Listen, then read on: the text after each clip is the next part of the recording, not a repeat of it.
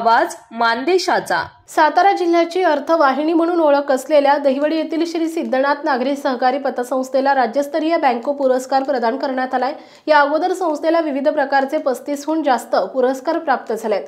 श्री सिद्धनाथ पतसंस्थेची 500 कोटीपेक्षा जास्त उलाढाल आहे। संस्थेचे सभासद संख्या 14,411 आहे। जानेवारी अखेर संस्थेच्या 303 कोटी 61 लाख ठेवी तर 238 कोटी 49 लाख कर्ज वाटप आहे। संस्थेकडे वसूल भाग भांडवल 25 कोटी 29 लाख असून निधी 52 कोटी 40 लाख एवढा आहे। संस्थेने 146 कोटी 78 लाख रुपयांची गुंतवणूक केली आहे। संस्थेला जानेवारी अखेर 4 कोटी 44 लाख एवढा नफा आहे। संस्थेची प्रगती नामदार जयकुमार गोरे यांच्या मार्गदर्शनाखाली सुरू असून चेअरमन अरुण गोरे, व्हाईस चेअरमन मामुसेठ विरकर, सर्व संचालक मंडळ व्यवस्थापक रणजित पोळ यांच्या मार्गदर्शनाखाली सुरू आहे। यामुळे संस्थेला मानाचा राज्यस्तरीय पुरस्कार प्राप्त झाला। या अगोदरही संस्थेने राज्यामध्ये प्रथम क्रमांकाचा पुरस्कार पटकावला होता। आजचा पुरस्कार रयत शिक्षण संस्थेचे चेअरमन चंद्रकांत दळवी यांच्या हस्ते प्रदान करण्यात आला।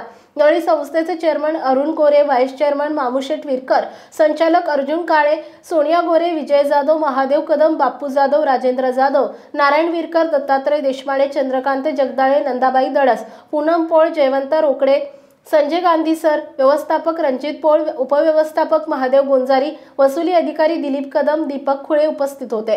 हा पुरस्कार प्राप्त झाल्यामुळे नामदार जयकुमार गोरे यांच्यासह संस्थेचे सर्व स्तरातून अभिनंदन होत आहे।